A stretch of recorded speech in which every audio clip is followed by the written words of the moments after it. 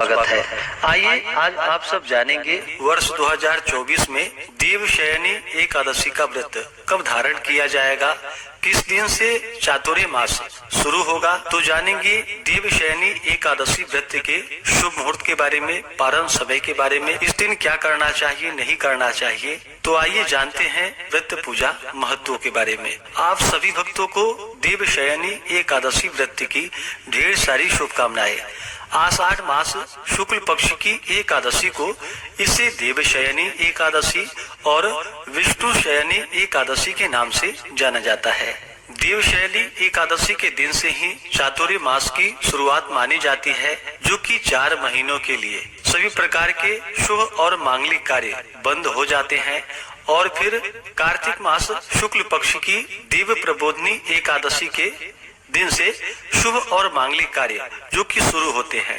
देवशयनी एकादशी के दिन से जो कि भगवान विष्णु योग निद्रा में चले जाते हैं और इस दौरान फिर भगवान शिव जी के पास इनका कार्यभार होता है। यह व्रत जो कि सभी प्रकार के पापों को नष्ट करने वाली है। देवशयनी एकादशी के दिन शेष शैया पर विराजमान भगवान विष्णु माता लक्ष्मी का पूजन करना चाहिए। आषाढ़ शुक्ल एकादशी को इस दिन जो कि उपवास करके सोना, चांदी, तांबा या पीतल की मूर्ति बनवाकर उसका यथोपलब्ध उपचारों से पूजन करे और पीतांबर से विभूषित करके सफेद चादर से ढके हुए गद्दे, तकिया वाले पलंग पर शयन करावे भगवान को। उस अवसर के 4 महीनों के लिए जो कि अपनी रुचि अथवा अभिष्ट के अनुसार नित्य व्यवहार के पदार्थों का त्याग और ग्रहण करे, जो कि चातुर्य मास व्रत होता है। तो इन 4 महीनों के लिए जैसे मधुर स्वर के लिए गुड़ का, दीर्घायु अथवा पुत्र पौत्रादि की प्राप्ति के लिए तेल का, शत्रु नाश के लिए कड़वे तेल का, सौभाग्य के लिए मीठे तेल का और स्वर्गादि प्राप्ति के लिए पुष्पादि भोगों का त्याग करे। देह शुद्धि या सुंदरता के लिए परिमित प्रमाण के पंचगव्य का, वंश वृद्धि के लिए नियमित दूध का, कुरुक्षेत्र आदि समान फल मिलने के लिए पात्र में भोजन करने के बदले पत्र का और सर्व पाप क्षय पूर्वक सकल पुण्य फल प्राप्त होने के लिए एक भुक्त नक्त व्रत या अयाचित भोजन या सर्वथा उपवास करने का व्रत ग्रहण करना चाहिए। यदि इन 4 महीनों में दूसरे के दिए हुए भक्ष्य भोज्यादि पदार्थों को भक्षण करने का त्याग रखे और उपयुक्त 4 व्रतों में जो बन सके उसको ग्रहण करे तो महान पुण्य फलों की प्राप्ति होती है। एकादशी का व्रत जो कि प्रत्येक माह की कृष्ण पक्ष और शुक्ल पक्ष की एकादशी तिथि के दिन धारण किया जाता है। एकादशी का व्रत भगवान श्री कृष्ण भगवान विष्णु को अति प्रिय माना गया है। एकादशी व्रत धारण करने वाले के सभी प्रकार के पाप और ताप नष्ट हो जाते हैं। जब व्यक्ति के पापों का नाश होता है तभी उनके पुण्य उदित हो पाते हैं, उसके बाद ही सांसारिक सुखों की प्राप्ति हो पाती है। तो आइए जानते हैं देवशयनी एकादशी व्रत के शुभ मुहूर्त पारण समय के बारे में। एकादशी तिथि प्रारंभ समय जो कि 16 जुलाई 2024 दिन मंगलवार रात्रि 8:35 और एकादशी तिथि की जो समाप्ति है वह 17 जुलाई 2024 दिन बुधवार को रात्रि 9:24 पे एकादशी तिथि की समाप्ति है। तो सूर्योदय व्यापनी के अनुसार 17 जुलाई को सभी भक्तजन बुधवार के दिन एकादशी का व्रत धारण करेंगे। द्वादशी तिथि शुरू जो कि 17 जुलाई की रात्रि 9:05 और द्वादशी तिथि की समाप्ति 18 जुलाई को रात्रि 8:45 पे द्वादशी तिथि की समाप्ति है। देवशयनी एकादशी व्रत का पारण जो कि 18 जुलाई को किया जाएगा। 18 जुलाई गुरुवार के दिन पारण का जो समय होगा वह समय सुबह 5:35 से सुबह 8:21 तक व्रत का पारण किया जाएगा। इस व्रत का पारण जो कि यव चूर्णेन पारणम यानी कि जौ के चूर्ण से इस व्रत का पारण है। यह संभव ना हो पाए तो तुलसी दल, जल या फल से व्रत का पारण करें।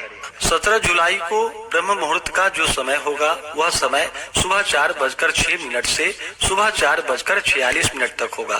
सूर्योदय का समय सुबह 5:18 और सूर्यास्त शाम 6:49 होगा। 17 जुलाई को राहु काल का समय दोपहर 12:04 से दोपहर 1:45 तक होगा और 18 जुलाई को राहु काल का समय दोपहर 1:45 से दोपहर 3:27 तक होगा। राहु काल समय के दौरान कोई भी शुभ कार्य या नया कार्य नहीं करना चाहिए। यह लाभप्रद नहीं होता है, इस बात का ध्यान रखें।